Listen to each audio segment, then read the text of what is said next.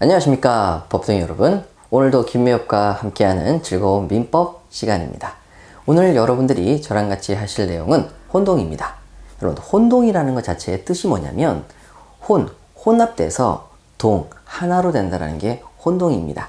그러면 자, 오늘은 물권법 교재 191조 보시게 되면 나와 있는데, 이 부분을 혼동을 공부하시기 전에 저랑 같이 이 부분을 먼저 정리하셔야 됩니다. 자, 우리 물권은요, 크게 두 가지로 나눠져 있죠. 뭐로 나눠져 있냐면 점유권이 하나 있습니다. 자, 점유권은 뭐냐면 어떤 물건을 사실상 지배하는 겁니다. 자, 남의 물건이라 할지라도 내가 그 남의 물건에 들어가서 살거나 남의 물건을 가질 수도 있는 거죠. 그러면 남의 물건을 내가 쓸 수 있는 권리가 있는지 여부를 불문하고 그냥 남의 물건을 내가 쓸 수 있죠. 무단으로 쓸 수 있습니다. 그랬을 때 사실상 남의 물건을 지배하고 있는 현상, 요거를 점유권이라고 합니다. 그럼 그 옆에 본권은 뭐냐면은, 본권이라는 것은 물권의 본래 형태다. 그러니까 물권의 가장 기본적인 형태가 본권인데, 그 본권은 바로 소유권, 지상권, 지역권, 전세권, 유치권, 질권, 저당권을 말합니다. 그러면 남의 물건을 내가 쓰는데 너 왜 남의 물건을 써? 사실상 지배하고 있는 건 알겠는데 어떻게 해야 사실상 지배가 가능하지? 권리가 있어야 가능하죠. 사실상 지배를 타당하게 만들어주는 권리, 그것을 우리는 권한이라고 부릅니다.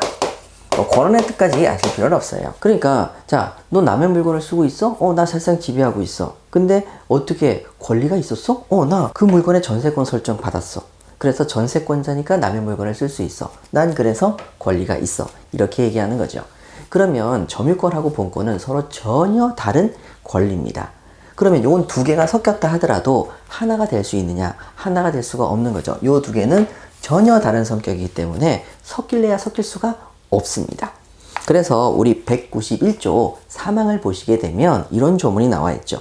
점유권에 관해서는 전 2항의 규정을 적용하지 않는다.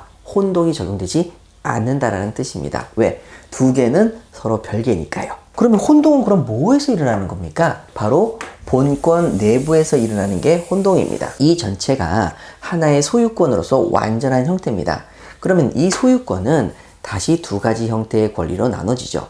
여러분들의 핸드폰은 여러분들의 소유권입니다. 그 핸드폰을 어떻게 할 수 있죠? 사용, 수익할 수 있습니다. 사용, 수익할 수 있는 권리가 있죠.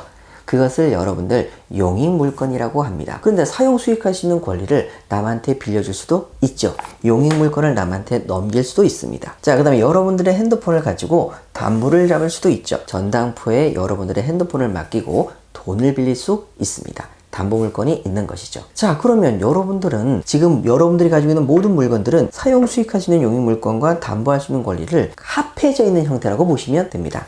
그래서 용익물권을 소유권의 한 부분, 제한된 부분만을 말한다 그래서 제한물권이라고 하고, 담보물권도 소유권의 형태에서 일부 제한된 부분을 말한다 해서 제한부분이라고 하고, 이 두 개가 섞여져 있어서 하나의 덩어리가 된 이 소유권을 완전체다 그래서 완전물권이라고 부르죠. 여러분들이 사용, 수익할 수 있는 권리를 남한테 넘겨주는 게 지상권, 지역권, 전세권. 그 다음에 담보물권이 바로 여러분들이 담보 잡을 수 있는 권리를 남한테 주는 게 유치권, 질권, 저당권이죠. 자, 그러면 이거는 그 자체가 하나다 아니다? 하나입니다. 전체가 소유권이고 그 안에 지상권 덩어리, 지역권 덩어리, 전세권 덩어리, 유치권, 질권, 저당권의 덩어리가 이렇게 섞여져 있는 거죠. 하나에 들어가 있는 겁니다. 소유권 안에. 소유권을 가지고 있지 않았던 사람이, 지상권을 가지고 있던 사람이 소유권을 가지게 되면, 소유권이란 커다란 덩어리를 가지고 있으면 그 안에 지상권이 존재할 필요가 없어지는 거죠. 이게 혼동입니다. 그래서 혼동은 여러분 꼭 기억하세요. 본권에서만 일어나는 것이 혼동입니다. 혼동은 본권 내부에서 이렇게 일어나는 것이다. 자, 요거 개념을 잡으시고 저랑 같이 191조 1항부터 살펴보도록 할게요. 자, 먼저 191조 1항은 여기 해당되는 그림입니다. 요게 제 191조 1항이죠. 자, 한번 볼게요. 자, 동일한 물건에 대한, 동일한 물건이 하나 있습니다. 요 하나의 부동산이 있는데 거기에 대한 소유권과, 자, 소유권자가 갑입니다. 소유권자가 갑.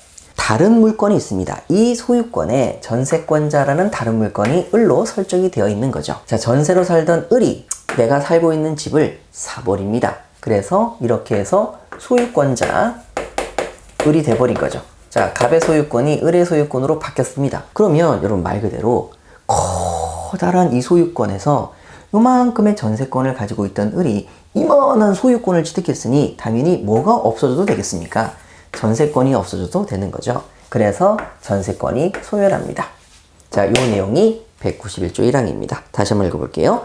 동일한 물건에 대한 소유권과 다른 물건이 동일한 사람에게 귀속됩니다. 자, 동일한 사람에게 을로 귀속이 됐을 때 그때 소유권이 사라지는 게 아니죠. 뭐가 사라집니까? 다른 물건인 전세권이 소멸한다. 이렇게 되어 있네요.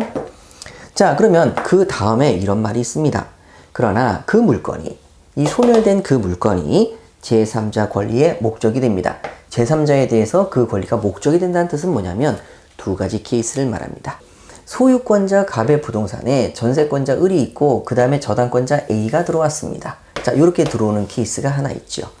그러면 여러분, 만약에 을이 소유권을 취득해버리면 전세권이 없어진다고 하면 저당권자는 매우 유리합니까? 불리합니까? 매우 유리합니다. 이익이 생기죠.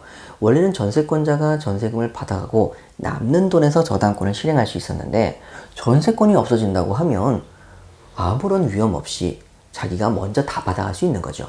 그래서 굉장히 유리한 이익이 생깁니다. 자, 요것도 제3자의 권리의 목적이 된 것이고요. 이 전세권이. 자, 두 번째. 이 전세권에다가 저당권이 설정이 돼 버립니다. 그러면 여러분, 전세권이 사라져버리면 저당권자는 전세권에 설정된 저당권이 큰 피해를 입겠죠. 저당권이 없어지니까. 이런 경우에는 불이익이 생기는 케이스입니다. 자, 이런 경우 둘 다 제3자 권리의 목적이 되는 거죠. 그랬을 때 여러분, 이 전세권은 사라지면 됩니까? 안 됩니까? 안 됩니다. 그래서 전세권이 사라지지 않고 설령 소유권자가 을이 됐다 하더라도 전세권자 을은 계속 유지를 한다, 안 한다? 한다. 여러분, 요게 191조 1항입니다. 자, 되셨어요? 자, 그러면 다음으로 오셔서 자, 이쪽 부분을 좀 보도록 하죠. 여기는 191조 2항입니다. 자, 191조 2항 보시죠.